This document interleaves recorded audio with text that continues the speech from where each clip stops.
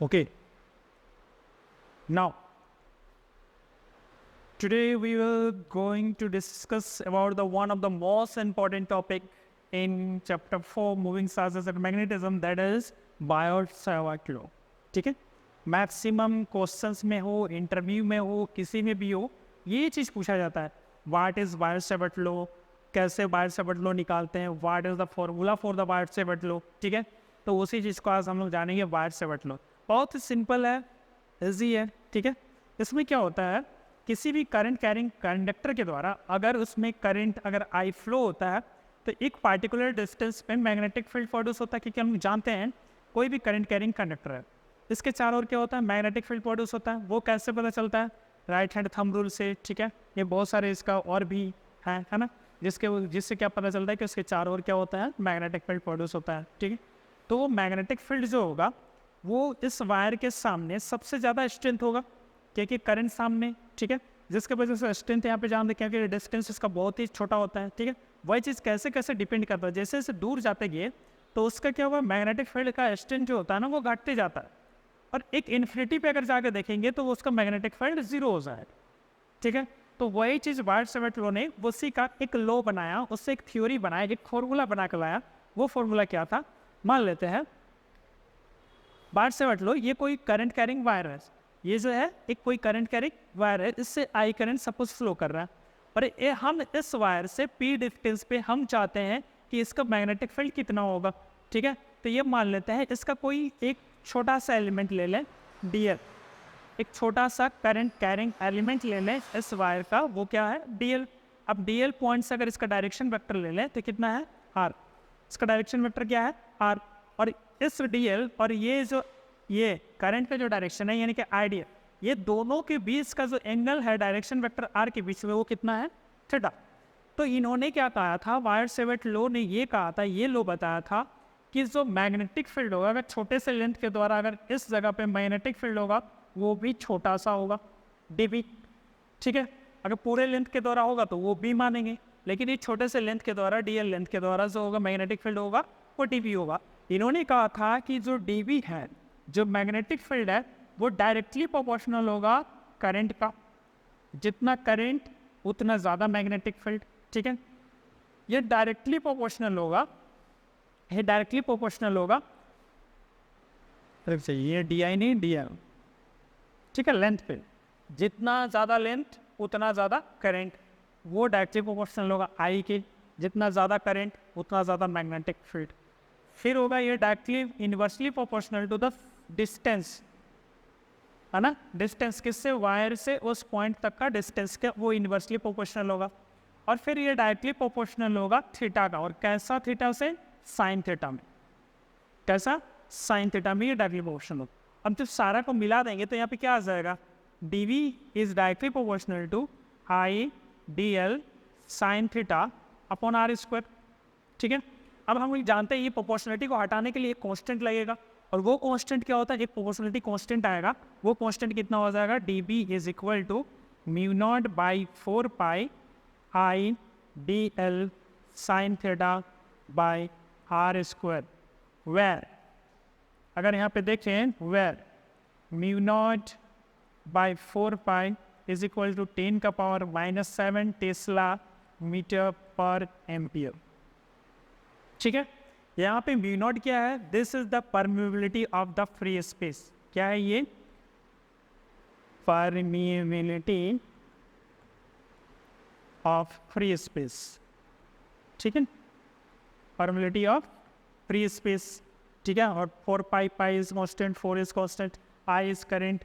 आई क्या है, current through conductor, current through conductor. Okay, dl length of the small length of the wire, the small length of twin wires, or distance from the wire, distance from the wire. Clear है, distance from the wire. And sine theta, यहाँ पे sine theta को समझना बहुत ज़रूरी है ना. Sine theta जो है वो किसके बीच का एंगल है, ठीक है, angle between I D L and R vector. इसको भी वेक्टर मान लीजिए सर, ये दोनों के बीच का एंगल है, ठीक है। अगर ये चीज़ समझ में आया, ये बायर-सावर्त लॉ ने दिया था।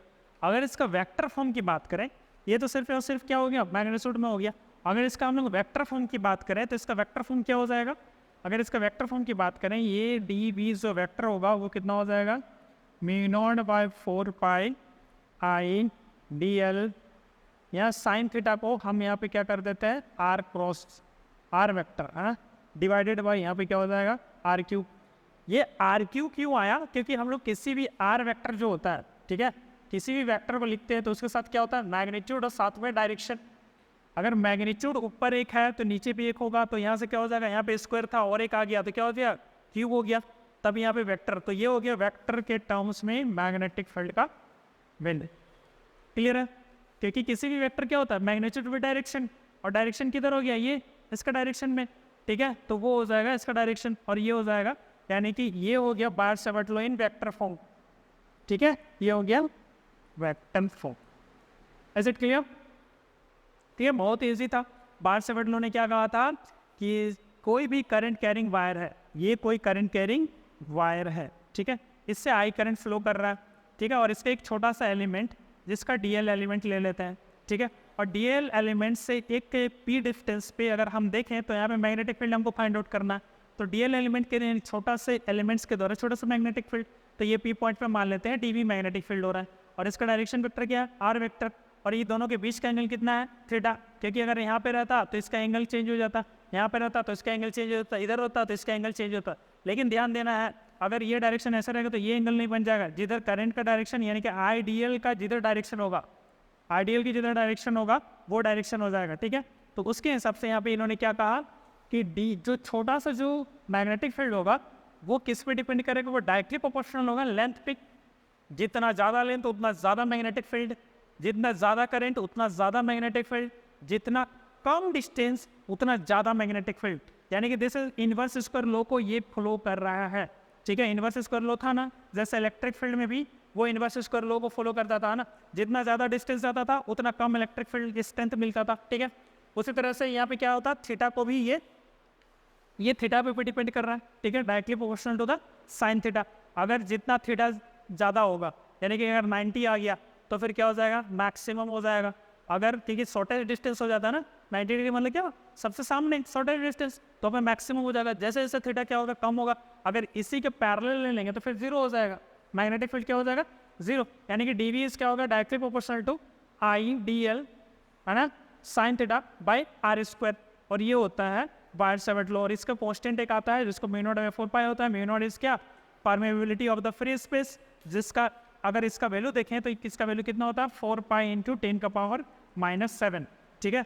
बस इसी को यहाँ पे डाल देना, टेस्ला मीटर पर एम्पियर है ना, और μ0/4 पाई का वैल्यू होता है 10⁻⁷, ठीक है। μ0 क्या, permeability of the free space, I is the current है ना, और फिर क्या है, dl is the small length of the wire, r is the distance from the wire. Is it clear, समझ में आया तक? चलिए नेक्स्ट आगे बढ़े, ठीक है। ये पॉइंट P हो गया, दिस है ना, अगर इसका देखें तो स्क्वायर ऑफ द डिस्टेंस है ना, current carrying is the point P, distance from the element is directly proportional to the ideal sine theta and the inversely proportional to the square of the distance r square by theta is the angle between this. Clear है, Biot Savart law in the vector form, vector form में भी देख लेते हैं। This is the formula है ना, are vector के term में लिखेंगे तो यहाँ पे क्यूब आ जाएगा। क्लियर है, और वैल्यू ऑफ P0 कितना होता है, 4 pi into 10⁻⁻⁷ Tesla metre per ampere, या फिर इसको वेबर पर मीटर पर एम्पियर भी बोलते हैं। वेबर क्या होता है, मैग्नेटिक फ्लक्स होता है ना, मैग्नेटिक फ्लक्स क्या होता है, टेस्ला अपॉन एरिया, यानी कि मीटर स्क्वायर, एक मीटर कट जाएगा तो पर मीटर हो गया पर एम्पियर, है ना, वेरी सिंपल। चलिए नेक्स्ट आगे देखें, ये डॉट जो होता है वो क्या होता है, इमर्जिंग आउट जो होता है, और ये क्या होता है, एंटरिंग करता है, जो अंदर की तरफ जाता है उसको बोलते हैं ना करंट एलिमेंट दिस। चलिए अगर यहाँ पे देखें, similarities between electric field and magnetic field, ये दोनों के बीच में सिमिलरिटी क्या है और दोनों में डिफरेंस क्या है, इसको देखेंगे ना। सिमिलरिटी क्या है, दोनों के दोनों लॉन्ग रेंज होते हैं, ठीक है, दोनों का दोनों क्या है, लॉन्ग रेंज है। दूसरा क्या है, both depend inversely on the square of the distance, दोनों के दोनों क्या होता है, इनवर्सली स्क्वायर पे डिपेंड्स करता है। क्योंकि अगर देखें दोनों का फॉर्मूला को एक बार देख लीजिए ना, दोनों का फॉर्मूला अगर देखें तो इलेक्ट्रिक फील्ड का फॉर्मूला क्या होता है, 1/4πε0, ठीक है, Q1/r² होता है। ये चीज ये होता है इलेक्ट्रिक फील्ड का डायरेक्शन।